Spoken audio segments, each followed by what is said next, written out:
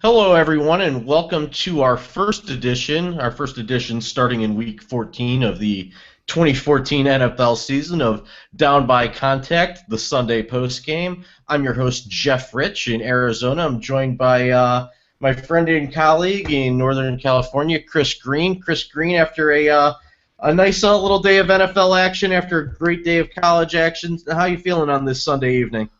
As a Browns fan, I'm depressed, but as an NFL fan, it was definitely an interesting day. See, we were supposed to leave the Browns thing out of it until the end so we could surprise everyone when we came all homerific at our Colts 25, Browns 24 today. Before we get into Sunday action, there was a game played on Thursday in Chicago. Final score was Dallas Cowboys 41, Chicago Bears 28. Perhaps made to look a little bit closer with the final score than the actual game action, if anyone cared to take it in on the NFL Network on Thursday. Any takeaways, any stale thoughts? It's already Sunday evening, so everybody's heard the talking heads. You got anything left over from our Thursday non-compelling action on the midway there? Well, Dallas is definitely going to try to make the playoffs, it appears. They haven't given up on their season, that's for sure. Marlon Barber carrying the team, and Romo was pretty efficient in the game. And then you've got on the Bears side of things, Jay Cutler is definitely the most overrated quarterback in the NFL. I don't know how that guy has made so much money and gotten so much hype over the years, but he definitely is not a great quarterback. Pretty much all the stats he got in that game were in the fourth quarter after it was over. And Right. then So 326 yards, we kind of write that off. A little Yeah. bit different, with, as you mentioned, on the Dallas offensive side of the ball with DeMarco Murray running for Yep. 179 yards. Yep. Exactly. He's just been great all year for Dallas. He's been their go-to guy. So what did Jerry Jones pay for that monstrosity that he built in Arlington? About a billion, 2 billion, something like that. And only for them to be 3-4 at home and 6-0 on the road this year. Cowboys are America's team, but they're not North Texas's team apparently. Not this year, that's for sure. All right, let's move to one of the less interesting but almost more compelling divisions in the National Football League. We didn't get to see the Atlanta Falcons on Sunday. They'll go up to the Tundra to play Green Bay tomorrow night. The night against the 9-3 Packers. The home team should be favored in that one. But let's look at a little bit at the rest of the NFC South. The New Orleans Saints with a great opportunity at home today against the Panthers. A little dust up early. And a lot of football from the visiting Panthers, not so much from the Saints. Final score: Panthers 41, Saints 10. Takeaways from this one, Chris? I'm literally shocked. Carolina has underperformed this entire season. New Orleans has been up and down, but they came back and won last week, and you thought they were going to go ahead and take hold of this division that nobody seems to want to take hold of, but Carolina just boat raced them. And they're back in the race with 4 wins, which is just shocking to me. And really, it's pivotal with this Atlanta game. If they lose, they fall to 5-8. Which is still a half game better than the 4-8-1 Panthers. But this tie against Cincinnati seems like it's going to almost aid the Panthers, even though they can't. The best they can finish is 7-8-1, and they're still very much in the NFC South hunt. Absolutely. I think that's the one division. It's like, does anybody want to win this division? It doesn't seem like it, because they win one week, then they lose 2 or 3, then they'll win another one. It's anybody's game between those 3 teams at this point. All right, how about a team that was hot for a while, seems to be either losing games or benefiting from their opponent? They get the win on the road in Tampa today, the Detroit Lions, 34-17 over Lovie Smith's Bucks. Tampa Bay doesn't look as bad as I initially thought they were. They're still 2-11 on the season, very much in the hunt for that top pick. But is Detroit showing us anything, or are they a one-trick pony with Matt Stafford to Calvin Johnson there? They really haven't changed course over the last few years. It's always been as Stafford goes and as Calvin Johnson goes, as the Detroit Lions go. If they want to keep winning, those two have to have big games like they did today. They have a pretty decent defense that keeps them in the games, and as long as the offense plays well, they win. All right, let's flip it over to the least intriguing division in the American Football Conference, the South Division. You and I got a bad taste of the Colts today. They had a chance to clinch the division. They needed a win and a Jacksonville win over the Houston Texans at home. Didn't go that way. Texans 27, Jags 13. You got anything on this game, Chris?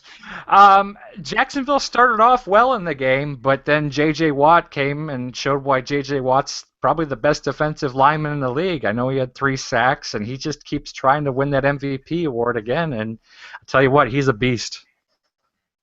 Well, I'll tell you what. Jacksonville knocks off the New York Giants a week ago. New York Giants back in AFC South country taking on the Titans, and maybe got their pound of flesh from the AFC this week with a 36-7 win over the Titans. The Titans aren't one of those teams you think of as being one of the worst teams in the league, but there they sit at 2-11, right there with everyone else. I think it's going to come down to tiebreakers for that number 1 overall pick and probably Marcus Mariota. Not that I'm a draft expert, but that seems to be the word around town, and the Tennessee Titans can certainly use a quarterback. So that does it for the AFC South until you get over to their leader, coming into today's action, the 8-4 Colts, led by Andrew Luck, playing without a cornerback. Going into Cleveland Stadium on a very cold day, probably the favorites in this one, but I know for a fact that you and I probably watched this as close as any game that we watched today. First thoughts on Andrew Luck. He ends up winning the game for his team in the end with the game-winning touchdown drive, but and the throw to T.Y. Hilton. But throughout the day, he seemed to have his share of problems with the Cleveland Browns, both in the secondary and those coming at him. They were down 3 offensive linemen, gross by the end of the game. So, your overall take on Andrew Luck and the Indianapolis Colts offense? Andrew Luck probably played his worst game of the year today, in all honesty. I mean, he wasn't helped by his receivers. They had some drops, but he was pressured intensely by that Browns defensive line. They got to him several times, caused several turnovers, but he really only had 2 drives in the game. The one with the 42-yard touchdown pass to T.Y. Hilton, which he burned Joe Hayden for one of the 2 times in the game, and then that last drive when they won the game. And I mean, even that one was helped by a 35-yard pass interference call. So that was really it for their offense. Everything else came down to the fact that the Browns' offense couldn't do anything. Yeah, and was there anything you saw the Colts doing that should have stymied the Browns, or do you just chalk it up to an underwhelming offensive performance on the part of Kyle Shanahan's calls and the execution on the field for the Cleveland Browns? I didn't see anything overwhelming with their defense. I mean, they came into the game ranked in the 20s in defense, so it's not like they're some stud defense, and they're, like you said, they were without Vontae Davis, who's their best cornerback on the field. So the Browns should have had a field day with receiver-wise. You figure Josh Gordon should have a big game. He was non-existent today. I mean, did he even show up? Yeah, it looked like Jordan Cameron kind of helped them out and salvaged some would be 3-and-out drives with some crucial, barely first down catches, but they just it's just have we seen a complete game from the Cleveland Browns? I don't even know if I want to hear an answer. In fact, don't answer that. Let's move on. Ravens go down to Miami. Obviously big game with how close everybody is in the AFC North division. Have a chance to get a conference win on the road down to Miami. Miami gets out to a 10-0 lead, but next time you look up, it's 14-13 Ravens. Ravens end up putting the game away in the second half. Baltimore 28, Miami 13. Puts the Ravens, keeps the Ravens even with the Steelers, still a half game behind the Bengals in the AFC North. But this Ravens team, they seem to fluctuate from week to week. I didn't think that they played a great game against the Chargers, which they ended up losing in the end. And we've seen them hit and miss even with teams in this division. So.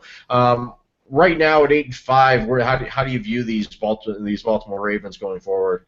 Well, I'll be honest. I was surprised that they played as well as they did today. I mean, they lost earlier this week. They lost Halati Nata for the rest of the year or rest of the regular season to suspension. And I really thought that was going to deflate the team, and they were going to come out. And Miami's been playing fairly well on offense for the last 6 weeks, so I thought it was going to be either a much closer game and that Miami would pull it out in the end. But after a fast start, Miami just went nowhere.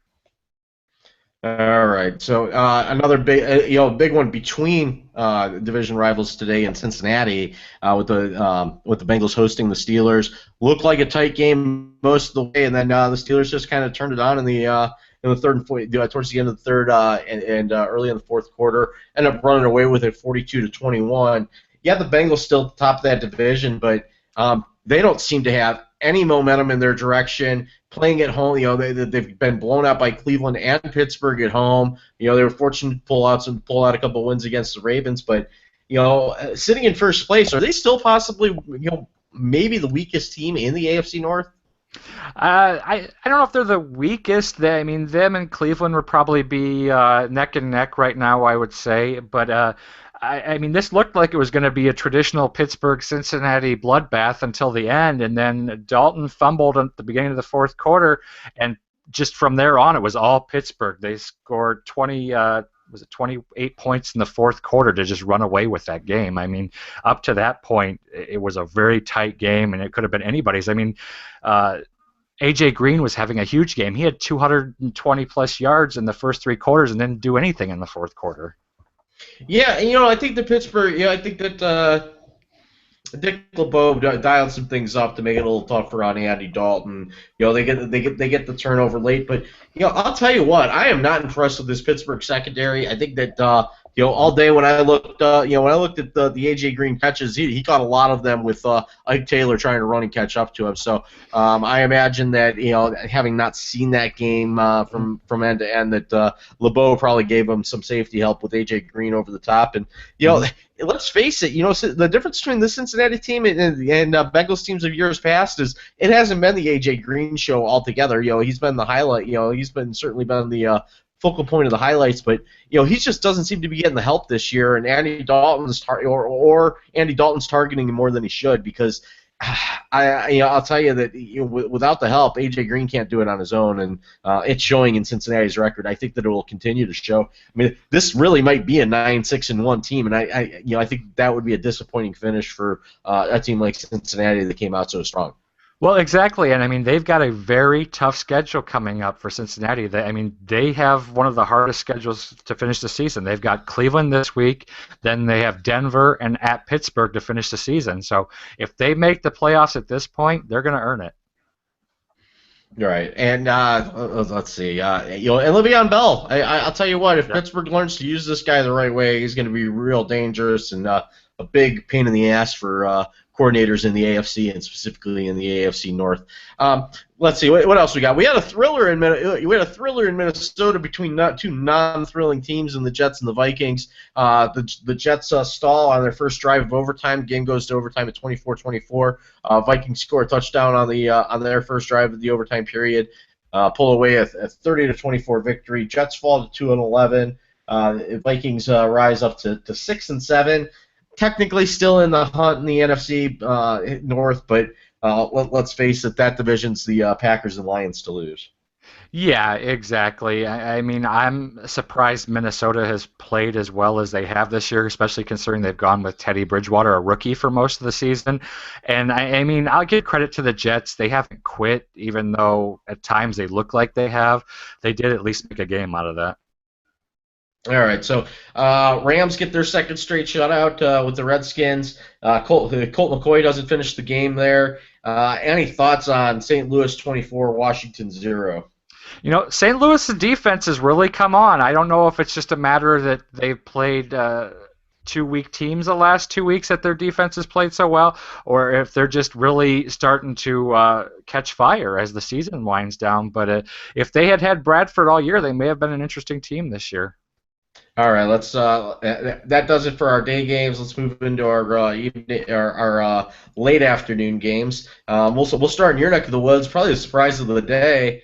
The Raiders hosted the 49ers. I think it was just a matter of could San Francisco cover the spread. This seemed like a no contest. But what happened here, Chris? I'll tell you what. The Raiders dominated this game. They probably played their most complete game of this season. I mean, there's been rumors going on about Harbaugh leaving or being traded or all kinds of stuff this week. So I don't know if it's getting to the team or if the league's just caught up with Kaepernick. But they played a terrible game, and I don't know, they're going the wrong direction as the season goes. Yeah, losers of two straight. It doesn't get any easier for them. They go into the belly of the beast, land of the 12th man, Century Link Field up in Seattle, and what's really going to add up to a must-win game. Just if not only for for their own salvation, to keep Seattle close as Arizona goes to 10-3. The Cardinals actually have the Rams on Thursday night in a game that we know won't be easy, considering the Rams haven't allowed a point in 2 games. So. I look at the Niners as it might be too late, but it's they got to win the rest of their games if they hope to be in this thing in the NFC West. Absolutely, and just you would think that they would have a sense of urgency at this point, and the way they played today, they didn't. All right, from your neck of the woods to mine. Cardinals playing with Drew Stanton once again, hosting the struggling Kansas City Chiefs in an interconference game. I'll tell you what, these Cardinals, they find a way. They couldn't get in the end zone. Chandler Catanzaro, their can't miss kicker missed a couple Yep. kicks today, Yeah. and they were lucky to get some big plays on defense and hold off the Chiefs late. They survived 17-14 at home. They go to 10-3, which I believe ties them for the best record in the NFL with the Denver Broncos at 10-3. But the Arizona Cardinals started out 9-1 and have limped their way to 10-3. How confident do we feel about this team for the rest of the regular season and into the playoffs with Drew Stanton as the guy under center? Their defense is going to have to carry them, is what it amounts to, and they have a lot of the year because Stanton's had to play a significant amount after losing Palmer, but they're going to go as far as their defense takes them at this point. All right. Bills get the big win last week over Cleveland. They go into Denver, come up just short today against the Broncos. Anything you saw in that game which would inspire you about the Bills or discourage you about the Broncos going forward? I'll be honest, the Broncos did not play very well today. I'm really considering how bad Peyton Manning has played recently. I'm amazed that they are where they are because that team that I've watched today, yeah, the Bills could have easily pulled that game out, and they didn't play very well either. So it was just a matter of who could pull it out in the end. And Manning's just starting to look his age, I think. All right. I don't have a final on this. I have it written down. Seattle was up 24-14 on the 24-14 was the final.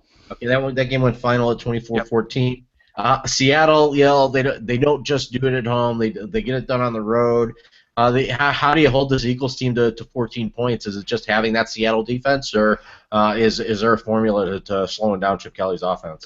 I'll tell you what, Seattle's defense is starting to peak at the right time because they've really turned it on the last few weeks. Earlier in the year they were struggling, and they've just kind of flipped the switch or something because they just stomped Philadelphia today. Mark Sanchez had 96 yards passing, and I think the total yardage was like 140 yards for Philadelphia, which is the lowest of the Chip Kelly era. All right. That does it for our Sunday games. Let's look ahead to the night game. We got the Patriots going into at 9-3 going into San Diego. The 8-4 Chargers. Still got to see them really in the hunt, not only in the AFC West, but certainly in the AFC wildcard chase. I know that they'd rather win the division, but overcoming the Mile High Challenge in Colorado is going to be is going to be something where they're going to have to prove themselves. With San Diego with a great opportunity to prove themselves against a really good New England Patriots team tonight at home. Yeah, it's going to be a tough game, very much an uphill battle for San Diego. I see the Patriots winning this pretty easily. All right. Do you see it for the 9-3 team tomorrow night hosting the Falcons at Lambeau Field? I don't know. I don't have the weather report, but I imagine it's going to be a little cooler than the Falcons have become accustomed to in the Georgia Dome over the last couple weeks. Yeah, and I mean, generally they tend to struggle outside of the dome, and going into Green Bay in December is never an easy challenge for any team. And just the way Green Bay's offense is clicking right now, and the fact that Atlanta's defense is horrible, I see a rout coming in that game. And truth be told, you don't want to see a team get to 6-7 in the NFC South because it starts to destroy the dream. I mean, Atlanta's a team with a chance to get to 8-8, but a shocker on Monday night in Lambeau would certainly help their cause. So that's this week's action. Let's just kind of take it around the NFL. Let me know how you're feeling about these division leaders. We'll start at the bottom of my screen here with the Arizona Cardinals at 10-3. A game better than the Seahawks, but they got to play each other again. I believe that game's going to be in Arizona. The winner of that game should probably win the division. But do you see both of those teams in the NFC South reaching the playoffs? I think there's a very good chance that both of them will make it. Unfortunately, because of the NFC South division, there is going to be one team that has to get in there that shouldn't be there. But I think Seattle's probably going to end up winning the division. Just like I said, they're really peaking right now, and Arizona without great quarterback play, I just don't think you can expect that at this point. I think Seattle's going to end up winning that division. All right. The Falcons are actually 4-0 in the NFC South, but they're let's see, 1-7 against the rest of the league. That one win coming over the Arizona Cardinals at home, but certainly no runaway. Which team? Forgetting about the records, probably throwing away Tampa Bay. What team do you feel best about? Lately, the way that they're playing in the NFC South. In all honesty, I guess I'd have to go with Atlanta at this point because New Orleans just seems to be a major letdown this year. Every time they seem like they're clicking or coming back, then they lay an egg like today against Carolina. All right. Any reason to believe it's not the Packers in the NFC North? The Lions did beat them head to head at home, but that was early in the season. That was before Aaron Rodgers spelled out the word relax, and they really haven't turned back ever since. They got they did drop the one game to I believe it was Minnesota in the division. They're 4-1 in the division. Yep. So, any challenge for the Green Bay Packers going forward, or do you figure that they're going to be one of those teams that settles into a division championship and very likely a first round bye? Yes, exactly. You hit the nail on the head right there. All right. Eagles, they got slowed down again. The Cowboys, evened up the win-loss records against them at 9-4.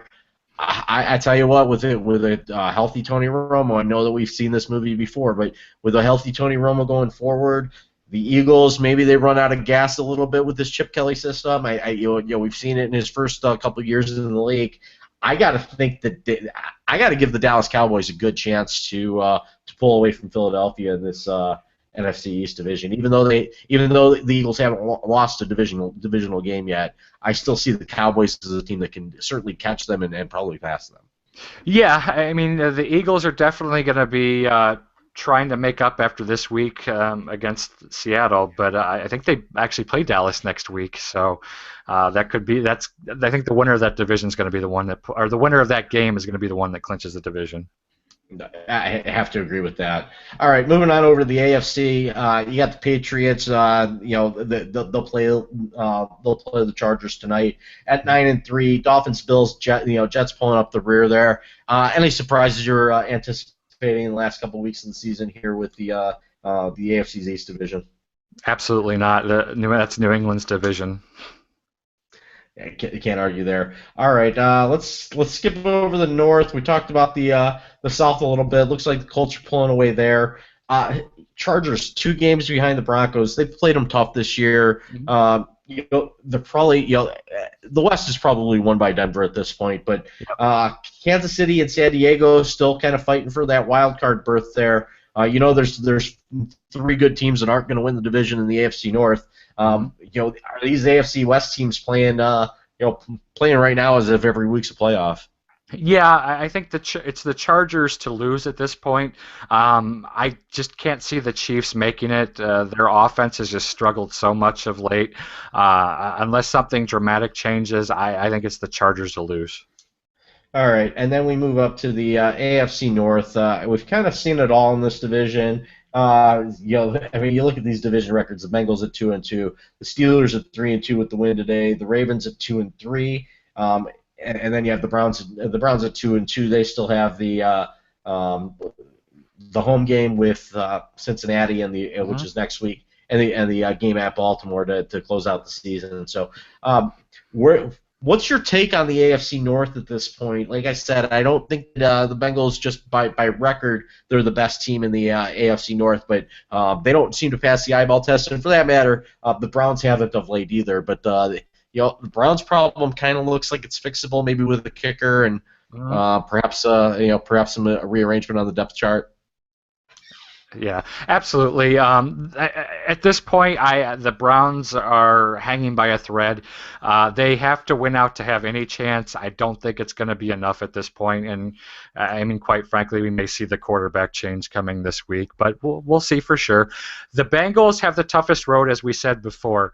I just can't see them beating Denver, Pittsburgh, and Cleveland, all three of them. They may, at best, win 2 out of 3, but I can't see them winning all 3, and I think they're going to have to win. I think they're going to have to beat Pittsburgh in the season finale for sure to get in, and then they're going to have to beat Denver for sure too. But I just don't see that happening. I think Baltimore has the easiest route in at this point. But Pittsburgh, when Pittsburgh seems to have interest, they seem to be the best team in the division overall, as scary as that is. But their offense has just been pretty prolific at times this year, so I think it's going to come down to Baltimore or Pittsburgh. One's going to get in, the other 3 aren't going to make it. All right. Speaking of making it, we have 2 teams that let's throw the Browns out. I figure at 7-6 it's going to be very difficult because they don't hold any of the tiebreakers in the AFC. You've got the Kansas City Chiefs. You got the Cincinnati Bengals. Both are possibilities for the playoffs. I wouldn't say either is likely or not likely at this point in time, but just on a grand scale and take a macro view at the look at this, it's been a long time since either the Chiefs or the Bengals won a playoff game. Does either get it done this year? I think that the Bengals have the better chance of the 2, only because they have a much better offense, but I just don't see it as likely. All right. Well, that's gonna about do it. You got anything else before we get out of here, Chris? No, I look forward to seeing what happens next week. I think it's going to be interesting to see like the Philadelphia-Dallas game. That's going to tell us a lot. And then you got the Cleveland and Cincinnati game. So if Cleveland wins against Cincinnati, they technically are back in the thick of things. Whereas if they beat Cincinnati on Cincinnati's end, I think they may be done. Yeah, big game in the late time slot next week. 49ers at Seahawks I brought up. You mentioned Cowboys and the Eagles. And can we please stop putting the Bears on primetime football? This will be the 3rd week in a row that we're going to see them on national TV. Between the Thanksgiving game, the Thursday night game that they stinker against Dallas, and all they've got the NFC South contender New Orleans coming into Soldier Field on Monday night, so the nation will get to be treated to that game as well. But that's a discussion for another time. Chris and I will be back here next week. Go ahead and follow Chris on Twitter at CGRN731. I'm at ByJeffRich. You can catch this and all of our shows via RSS feed or on iTunes, Stitcher Radio, BlackBerry World, the Zune Marketplace, TuneIn Radio, and of course on MTAF.tv or morethanafan.net. For Chris Green, I'm Jeff Rich. Thanks for tuning in. We'll catch you next Sunday night.